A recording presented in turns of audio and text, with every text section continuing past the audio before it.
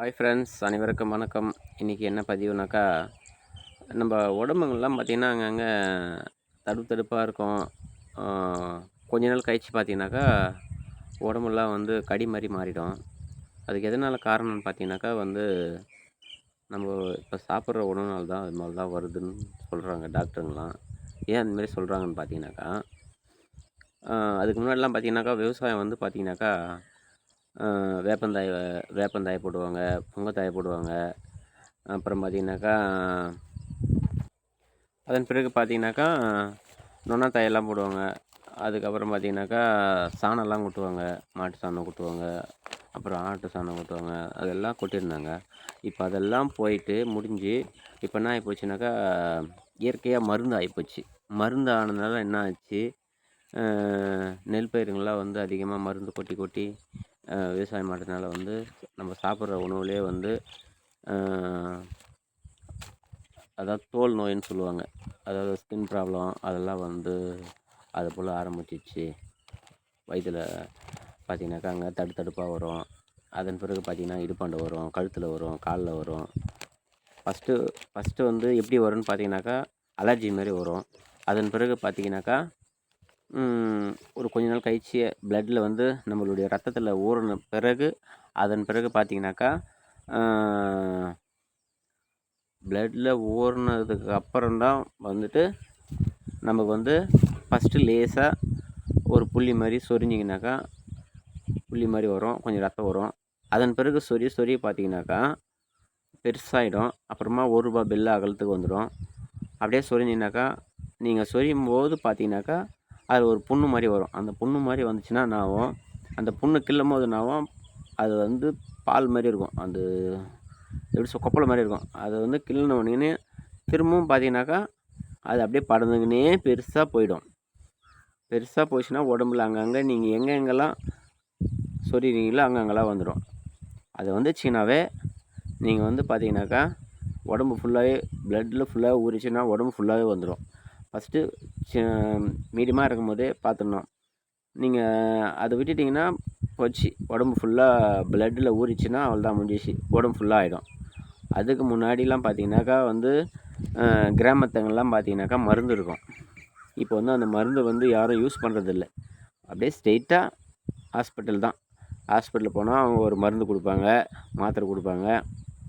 அந்த மாத்திரையெல்லாம் பார்த்திங்கனாக்கா வாங்கி சாப்பிட்டு வயிறெல்லாம் புண்ணாக போய் அலர்ஜி ஆகிடும், உடம்பு கெட்டு போயிடும், உடம்பு ஹீட் ஆகிடும். யூரின் போகும்போது பார்த்தோன்னா மஞ்சள் கலரில் வரும். எல்லாம் மருந்து அவங்க ஒரு மருந்து கொடுப்பாங்க, அப்புறம் சோப்பு கொடுப்பாங்க, அப்புறம் கீட்டோபா சோப்பு, அந்த கீட்டோபா சோப்பு கூட கொடுப்பாங்க. நீங்கள் அந்த சோப்பு போடணும், தேய்க்கணும். அவங்க மருந்து ஆயில்மெண்ட், அந்த ஆயில்மெண்ட்டு விடாமல் தேய்ச்சிக்கினே வந்தீங்கன்னாக்கா நல்லாயிருக்கும். மருந்து போட்டிங்கன்னா உடம்பு ஊறாது. அதன் பிறகு பார்த்திங்கனாக்கா ஊற ஆரம்பிக்கும். மருந்து இருக்கிறவரில் தான் வேலை செய்யும், மருந்து முடிஞ்சிச்சுன்னா வேலையே செய்யாதுங்க. இதுக்கு முன்னாடி பார்த்திங்கனாக்கா மருந்து இருந்துச்சு, இயற்கையாகவே மருந்து இருந்துச்சு. அந்த மருந்தை எல்லோரும் விட்டாங்க. ஆனால் அந்த மருந்து யாருக்கெல்லாம் தெரியுன்றது எனக்கு தெரியல. ஆனால் அந்த மருந்து ஒருத்தர் என்கிட்ட சொன்னாங்க. அந்த மருந்தை நான் சாப்பிட்டேன். அதன் பிறகு பார்த்திங்கனாக்கா நல்லா ஆயிடுச்சு. எனக்கே ₹1 பில்ல மாரி லேசாக வந்துச்சுங்க. அதுக்கப்புறமா மருந்து கொடுத்தாங்க, அந்த மருந்து சாப்பிட்டேன்.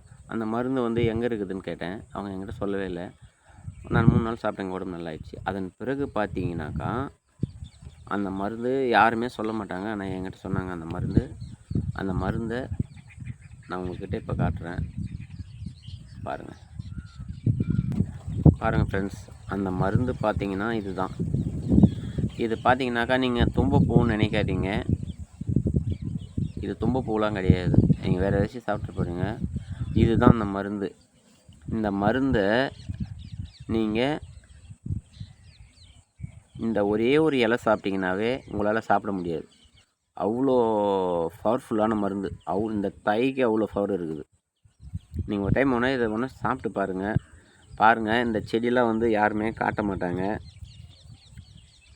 பாருங்கள் எப்படி இருக்குது பாருங்கள். தும்ப செடி கிடையாது, பூ மாதிரி இருக்கும். நீங்கள் பார்த்தீங்கன்னாக்கா வயல்வெளி ஓரத்துங்கள்லாம் இருக்கும். வயல்வெளி ஓரத்துங்கள்லாம் அங்கங்கெல்லாம் கிடைக்கவே கிடைக்காதுங்க. பார்த்தீங்களா, தெரியுதுங்களா நல்லா? இந்த மருந்தை எப்படி சாப்பிட்ணுன்னு பார்த்தீங்கன்னாக்கா,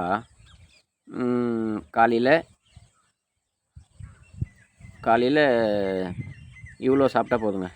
இவ்வளோ சாப்பிட்டா போதும். இந்த இவ்வளோ மட்டும் ஒரு 10 தழை சாப்பிட்டா போதும். நீங்கள் 10 தழை சாப்பிட்டீங்கன்னா, அன்றைக்கி காலையில் பார்த்தீங்கன்னாக்கா, நீங்கள் வந்து உப்பு இல்லாமல் சாப்பிட்ணும். தாளிக்கக்கூடாது. வெறும் கஞ்சி மட்டும் தான் குடிக்கணும். 3 நாளைக்கு சாப்பிட்ணுங்க. காலையில் ஒரு 10 தழை, பொழுதுக்கோ படுக்கும்போது ஒரு 10 தழை.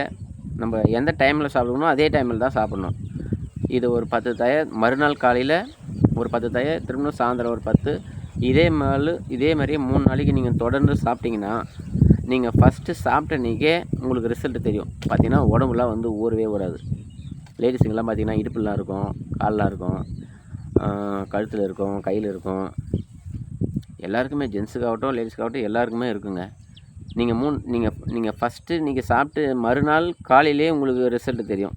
உடம்பெல்லாம் அங்கங்கே ஊறவே ஊறாது. ஏன்னா அவ்வளோ மருந்து இது, அவ்வளோ பவரு. நீங்கள் ஒரே தழை சாப்பிட்டிங்கன்னாவே போதும், சூப்பராக மருந்து வேலை செய்யும். 3 நாளைக்கு சாப்பிட்ணும் இந்த மருந்தை. 3 நாளைக்கு சாப்பிட்டு முடிச்சிட்டிங்கன்னா அவ்வளோதான். அதுக்கப்புறம் வரவே வராது. நீங்கள் என்னால் சாப்பிட முடியல அப்படின்னாக்கா, இந்த மருந்து என்ன பண்ணணும் பார்த்தீங்கன்னாக்கா, இதுவாக கூட பார்த்தீங்கன்னாக்கா, கிழாநெல்லி தழை இங்கே பாருங்கள், கிழாநெல்லி தழை. இந்த கிழாநெல்லியும் இந்த மருந்து கடி மருந்தும் என்ன பண்ணணும் பார்த்தீங்கன்னாக்கா, நல்லா அம்மியில் போட்டு இந்த கடி தழை, கிழாநெல்லி தழை இந்த ரெண்டுத்தையும், அதுவாக கூட பார்த்தீங்கன்னாக்கா கரிசலாங்கண்ணி தழை. இந்த கரிசலாங்கண்ணி எதுக்கு போகணுன்னு பார்த்தீங்கன்னாக்கா, கரிசலாங்கண்ணி நம்ம தழையை பறித்து இப்படி கையில் நுசுக்குனிங்கனாவே அந்த சாறு பட்டுச்சு சொன்னே பிளாக் ஆகிடும். ஏன் பிளாக் ஆகுதுன்னு பார்த்தீங்கன்னாக்கா, அதனுடைய சாறு வந்து அப்படியே டக்குன்னு ஒட்டிக்குங்க கையில். இப்படி தடனோடனே கரிசலாங்கண்ணி கையில் போட்டு நுமுட்டி கசக்கினாவே கையெல்லாம் பிளாக் ஆகிடும். ஏன்னா அவ்வளோ நசுக்குன உடனே கையில் ஒட்டிக்குதுன்னா அது வந்து அவ்வளோ சீக்கிரத்தில் ஊற ஆரம்பிக்கும் இந்த மருந்தாக கூட. இதாக கூட என்ன பண்ணணும்னா பார்த்தீங்கன்னாக்கா, மஞ்சள் சேர்த்துக்கணுங்க.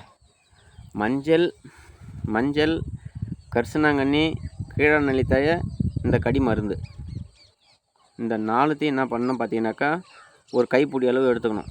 கைப்பிடி அளவுக்கு எடுத்துகிட்டு அம்மியில் போட்டு இந்த தழை ஃபுல்லாக அரைச்சிட்டு லாஸ்ட்டில் மஞ்சள் போட்டு நல்லா அரைச்சிட்டு, இதாக கூட பார்த்தீங்கன்னாக்கா வேப்பெண்ணெய். நீங்கள் வந்து எல்லாத்தையும் அரைச்சி முடிஞ்சிட்டு பிறகு வேப்பெண்ணெய் விட்டு நல்லா கையில் கூட நல்லா கலாரினீங்கன்னா நல்லா உருண்டை மாதிரி வந்துடும். நல்லா இது என்ன பண்ணணும், 1 ஹவர் போட்டு ஊற வைக்கணும். இது எல்லாத்தையுமே ஊற வச்சுட்டு அதன் பிறகு நீங்கள் படுக்கும்போது எங்கெங்கெல்லாம் இருக்குதோ அது மேலாம் அப்படியே அப்ளை பண்ணிக்கலாம். மேலே தேய்ச்சிட்டு மறுநாள் காலையில் நல்லா சோப் போட்டு குளிச்சுட்டு திரும்ப தேய்க்கணும். இந்த தழை எதுக்கு பார்த்தீங்கன்னாக்கா, ஸ்டார்டிங்கில் வரும்பொழுது மட்டும் இதை தேய்ச்சிங்கன்னா போயிடும். நம்மளுடைய ரத்தத்தில் ஊறிடுச்சுன்னா அது போகாது. ஏன்னா அது அப்படியே இருக்கும். அதுக்காக தான் இந்த மருந்தெல்லாம் தயவுசெய்து யாரும் காட்ட மாட்டாங்க. எனக்கு வந்து லேசாக இருந்ததுனால தான் இந்த மருந்து எனக்கு காமிச்சாங்க. இந்த மருந்து வந்து நான் லேசாக சாப்பிட்டேன், அதன் பிறகு ஆறிடுச்சிங்க. ஏன்னா அதுக்காக தான் நான் உங்ககிட்ட சொல்கிறேன். நான் யூஸ் பண்ணுறதுனால தான் நான் உங்ககிட்ட சொல்கிறேன். எல்லாம் எனக்கு இந்த மருந்து எடுக்கிறதே தெரியாது. இதனால் எவ்வளோ பேர் பார்த்தீங்கன்னாக்கா ஹாஸ்பிட்டலில் 1000 500 செலவு பண்ணிகிட்ருக்காங்க. இது எல்லாமே வந்து பார்த்திங்கனாக்கா இந்த மருந்து சரியாயிடுது. இந்த மருந்தை யூஸ் பண்ணி பாருங்கள். இயற்கையை நேசிங்க, இயற்கையோட அன்போடு இருங்க.